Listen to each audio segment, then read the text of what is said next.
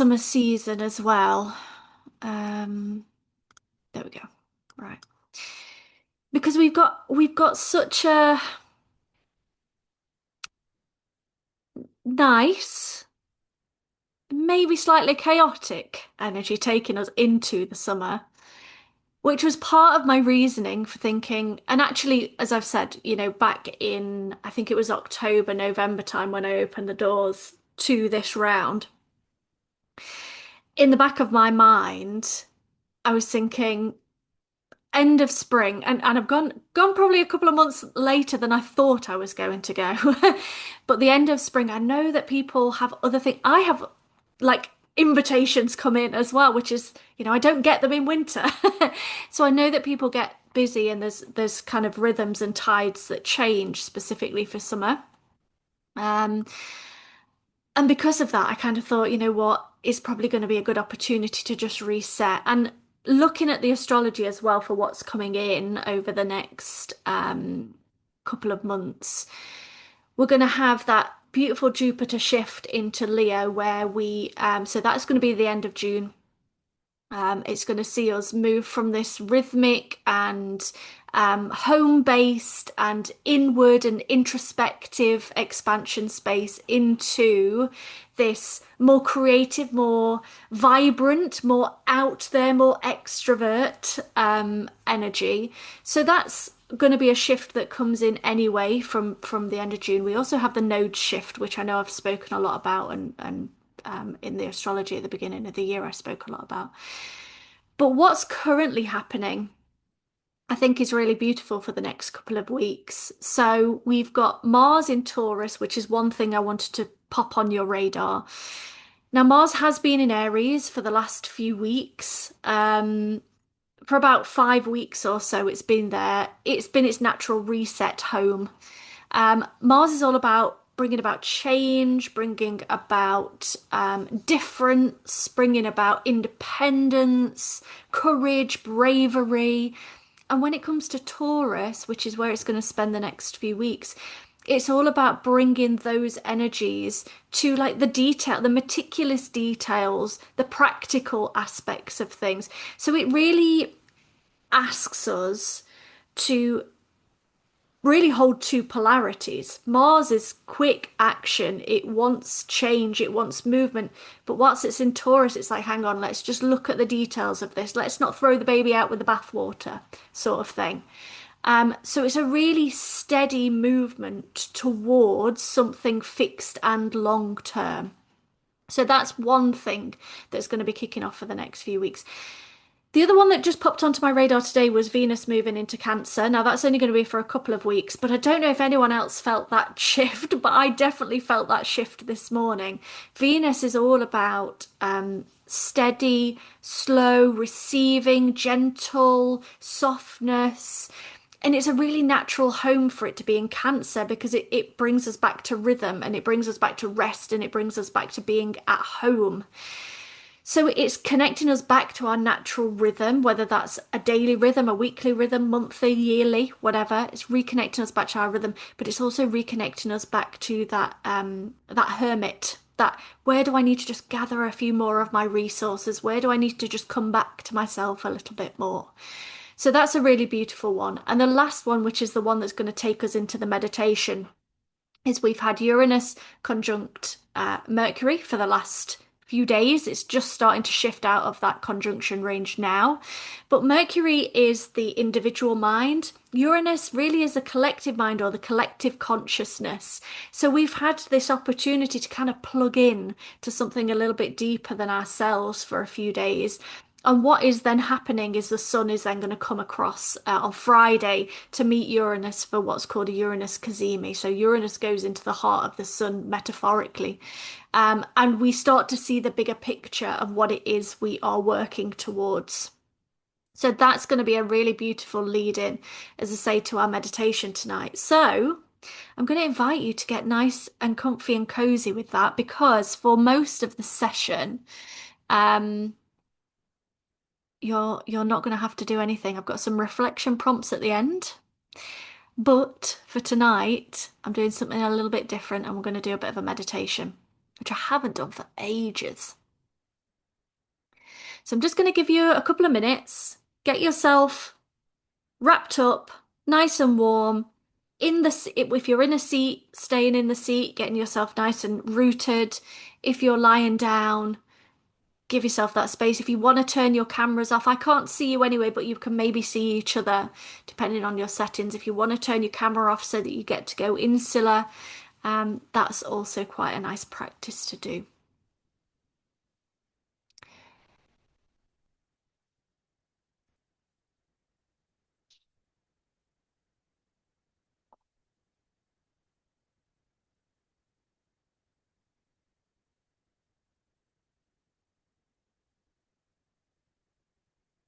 Okay.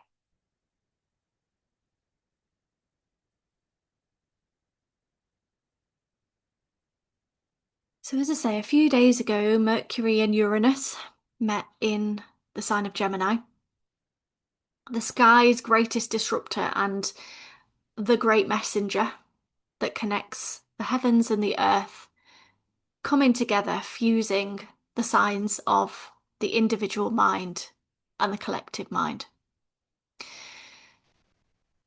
You might have found that that is old wisdom, old knowing from within you being cracked open to serve a greater purpose.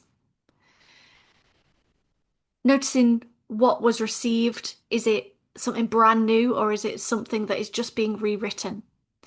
And tonight, as I say, we're going to do a meditation that carries that electricity into the body as we travel around the wheel of the zodiac. This is a really beautiful practice, just for completeness, um, that I learned from a guy called Noel Eastwood, who is a psychological astrologer, and it's a really beautiful meditation to sit with. So tonight's recording, I'm also gonna put as an audio clip so that people can use it whenever they need to.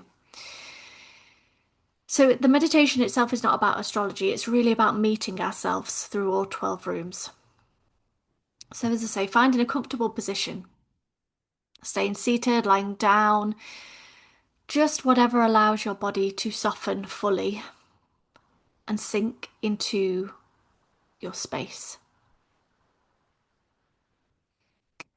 Closing your eyes if you haven't already. Taking a long breath in through the nose and letting it fall out through the mouth. No effort, just that softening of the jaw and that release through the mouth. And just taking a few more breaths like this. So in through the nose, nice and slow and full.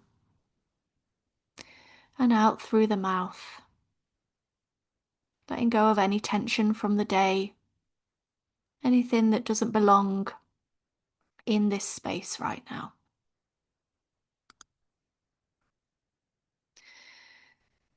So once more breathing in and releasing everything that doesn't need to come with you tonight.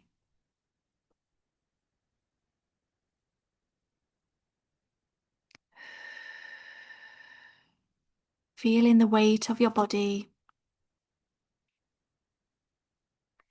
Places where you are held by your seat or by your bed. Your sit bones, your spine, the backs of your hands. Letting gravity do its work.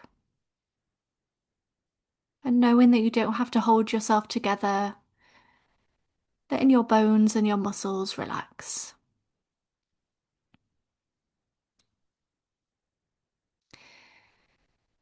And as I say, tonight we are going to travel, not far, not outside.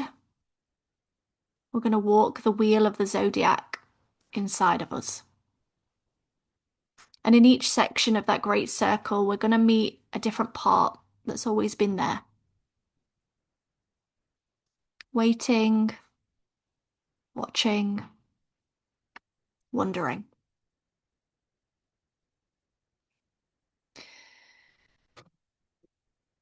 So imagining yourself standing at the beginning of the wheel, the very breath of the zodiac, the edge of the great circle of fire.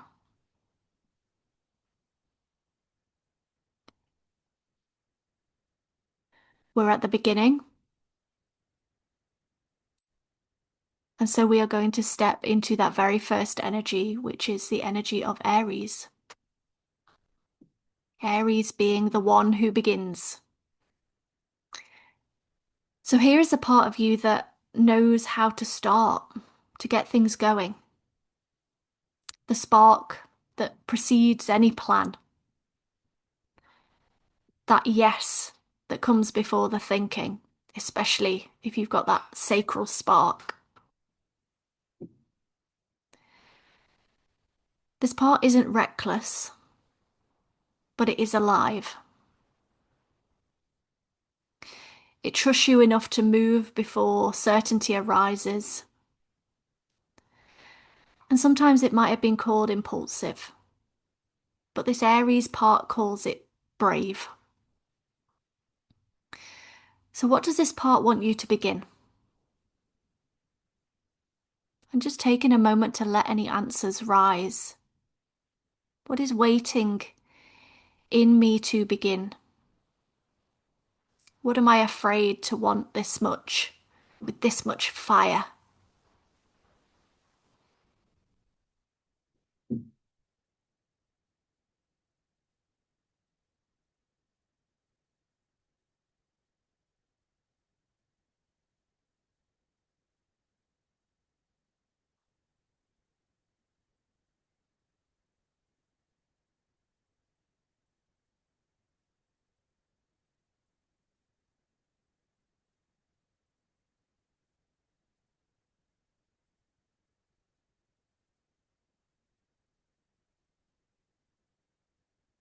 And as we take a look around the Aries space,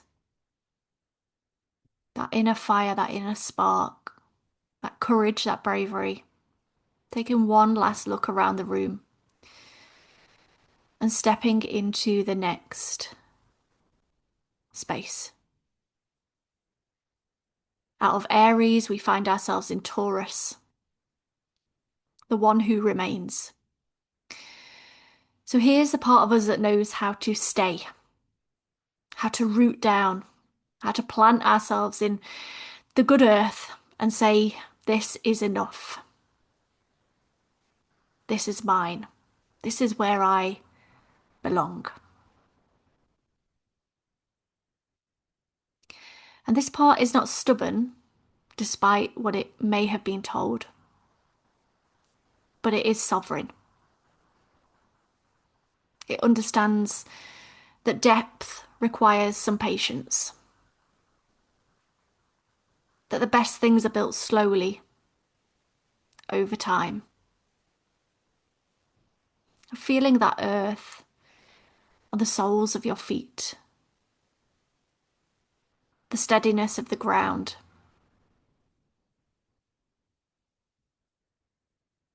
What parts have been waiting for you to slow down for a long time?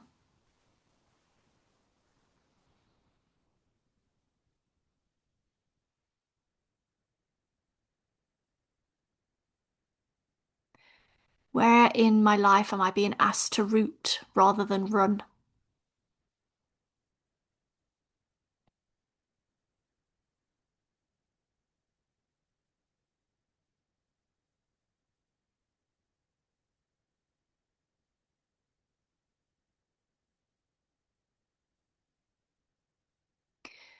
Taking one last look around that Taurus space before stepping into the next section, which is Gemini, the season that we find ourselves in shortly.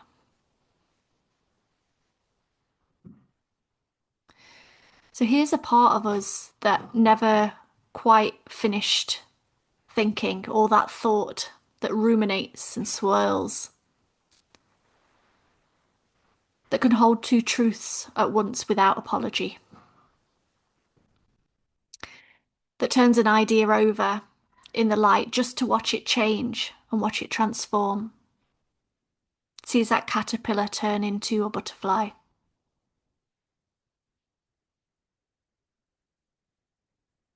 This part is not indecisive, but they are curious.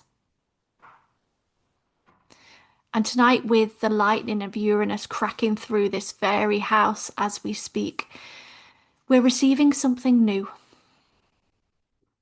Something knowing that didn't exist a few days ago. And letting it land. So what new idea or knowing has arisen this week?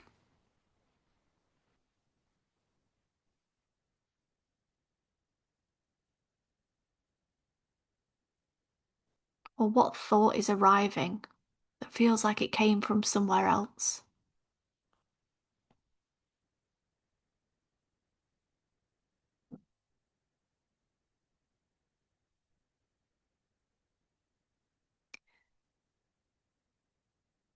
And as we take one last look around Gemini, appreciating that this is going to be the energy that we sit in for the next few weeks, where the sun is going to meet Uranus, where Mercury has already spoken its words. We step into the watery undertones of Cancer, the one who remembers. So here's the part of us that holds everything together. Like an elephant never truly forgets. That has loved deeply and been changed by every ounce of it. This part lives predominantly in the chest. That tightening before tears. The way certain songs still bring those feelings, those waves of emotion to the surface. This part is not fragile, despite what it may have been told, but it is feeling. And feeling in this room of Cancer is the most intelligent thing that we can do.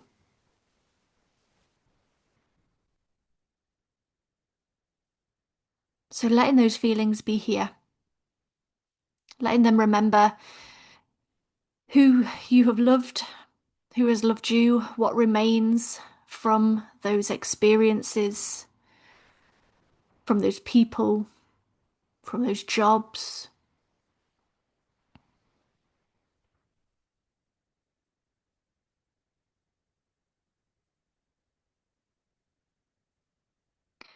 And simply asking who shaped me, or who has shaped me into who I am.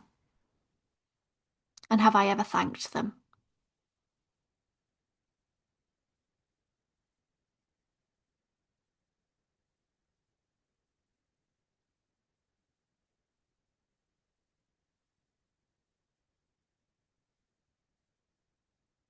Feeling those waves swirl in the house of Cancer. And then feeling like you are carried into that next doorway, into that next section of Leo, where Jupiter is going to find itself soon, illuminating, expanding all those places where we may hold back our tongue, hold back our voice, our raw, our individuality, our uniqueness. Because Leo is within us, the part that shines. It's the part of us that was made to be seen. Not for vanity, although that may have been the story it was told, but for pure joy. For the fierce, bright truth that your presence in this world actually matters. You have something unique that you can give. It is the part that performs, absolutely. But beneath the performance is pure creativity.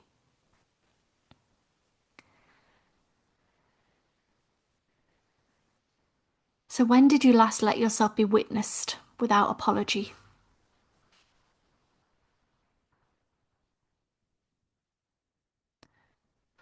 Or where are you dimming your light for someone else's comfort? The House of Leo just asks you to shine.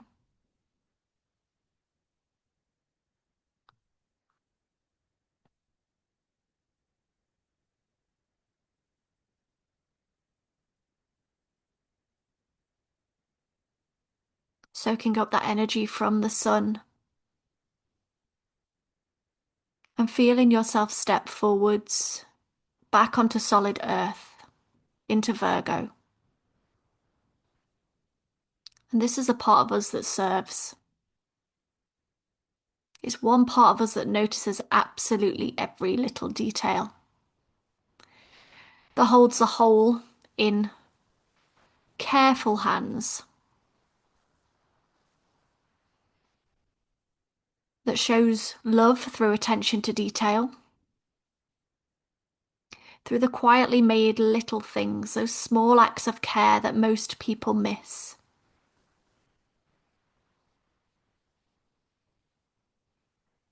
This part is not the perfectionist. It is a part of us that is devoted to something with such vigour that to others they maybe don't understand that devotion.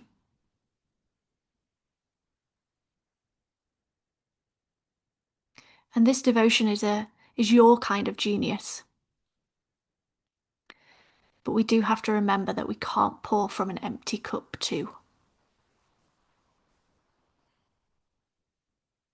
So just noticing, where am I giving the best of myself? And is it reciprocated? Or do I need to shift that balance a little bit?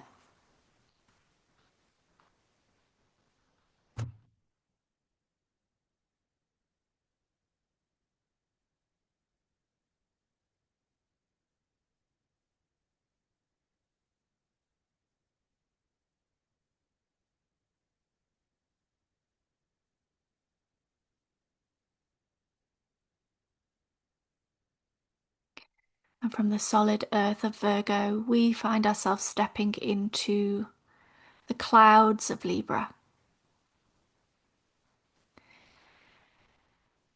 It's the part of us that holds the scales, that part that can't actually rest until something feels fair or in the right relationship. It's a beautiful lead in from Virgo. Virgo, we notice the detail of the thing. Libra, we rebalance the scales. And this part isn't passive, it's deeply relational and connected to the world around us. The people that we perhaps see on a daily basis, our family, our friends, work colleagues. It's all about the network that sits around us. And it's a part of us that knows that peace is not about the absence of conflict. It's not about never getting into difficult agreements, conversations, but it's the hard-won balance that follows when we exhale and tell the truth. It's not avoidance.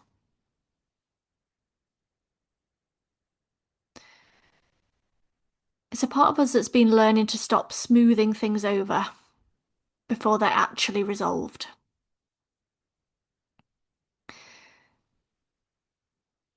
So the question really is, where am I avoiding a conversation in the name of keeping the peace?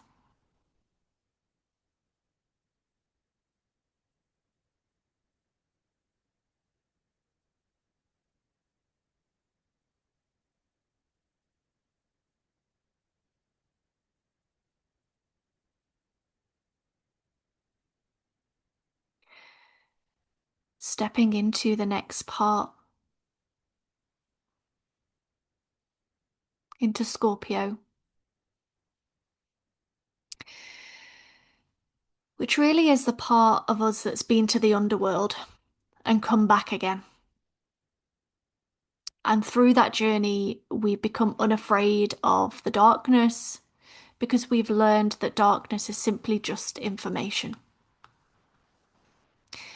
It's a part that sees through things, that knows what is unsaid, is often louder than what is spoken, that has survived things that you don't talk about in polite company, too taboo. And it's the part of us that is stronger than it looks. It's about honouring that armour, that medicine, not fearing the depths that it took us to. So the question here becomes, what have I survived that I haven't yet given myself credit for? Can we take a look back and see how far we have come?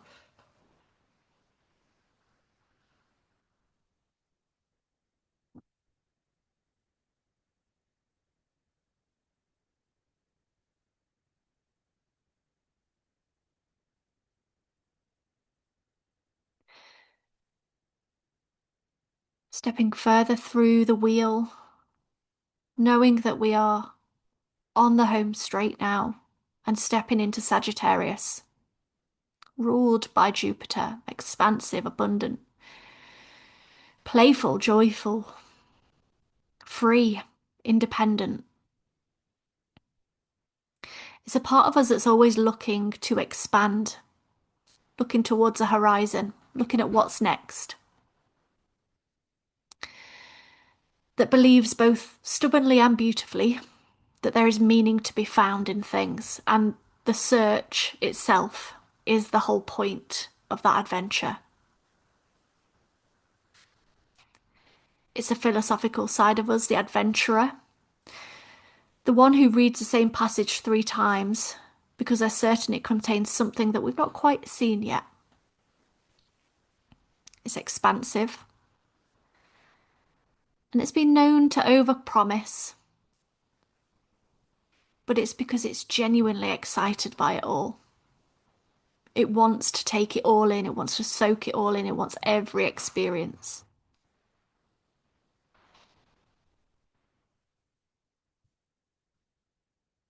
So the question here in our final fire sign is, what is calling me towards it right now? What is asking me to expand, or how is it asking me to expand?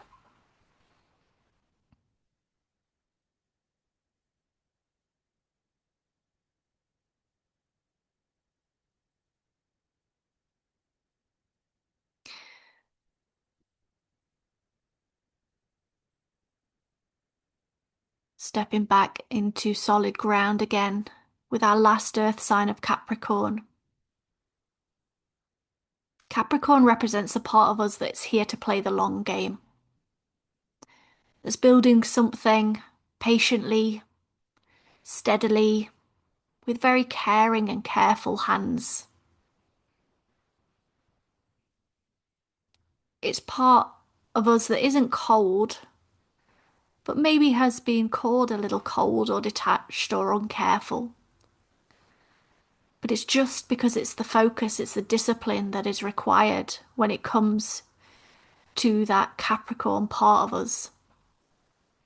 It understands that great things require sacrifice, and it can sometimes make sacrifice without needing applause.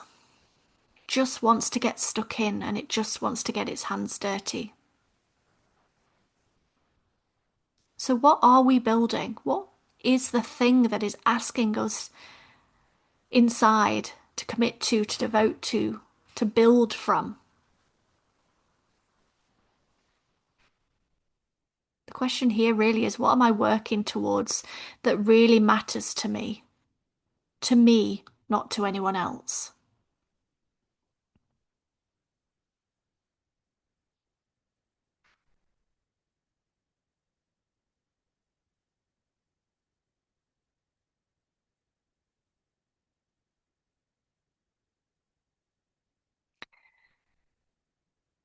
Stepping forward into our final air sign, we find ourselves in Aquarius.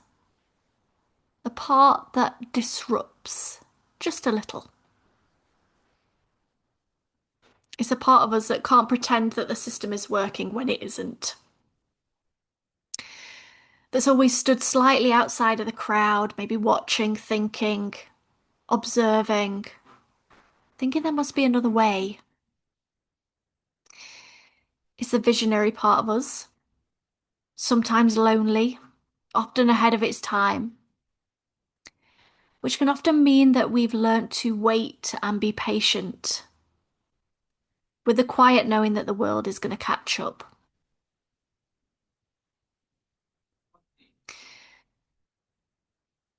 So the question here really becomes, what future am I here to help usher in? What is my Aquarian role in this world?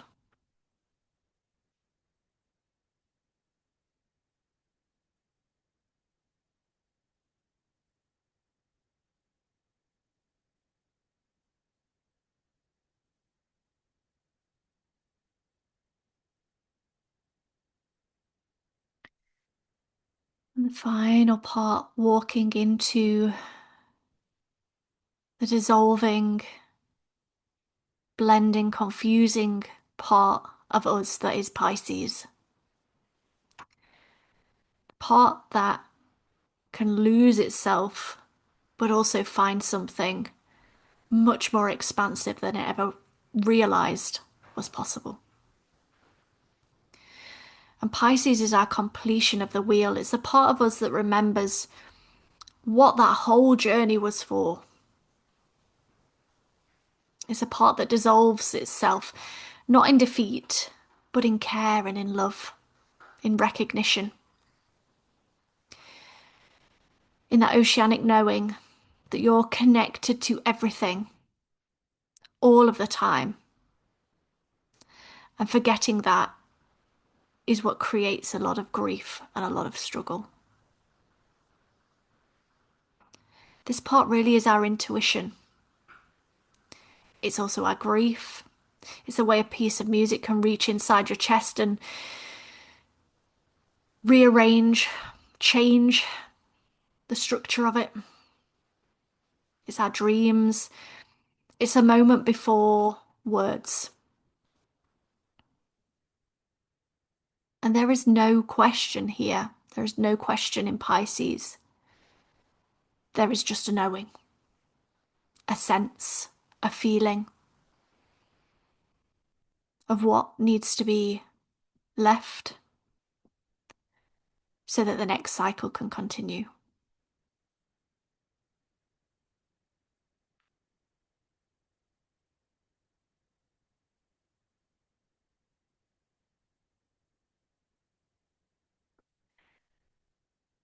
So beginning to find your breath, breathing in, breathing out. Taking 3 deep breaths in through the nose and out through the mouth. And as you begin to breathe a little bit more deeply, starting to bring your awareness to your fingers and to your toes, to your body, to your jaw, to any part of you that is asking to move, to stretch, to yawn, to sigh. And there is no need to fully bring yourself back. You're in your own homes. You don't need to be grounded fully unless you are planning to drive within the next few minutes. But in this slightly dreamy space that you find yourself in, or this post-meditation space, I want you to just take some moments to reflect on that journey. I've put some prompts up on the screen for you if you want to use them, but you do not have to use these prompts. They're to get the cogs whirring if you want to have a little structure. But if something else came to you through that meditation, really it's an invitation to take the next few minutes. I'm going to go silent. I'm going to shut up. It's the hardest part of my job to shut up. I'm going to go quiet and let you reflect, and I'll bring us back towards the end so that we can have any moments of share.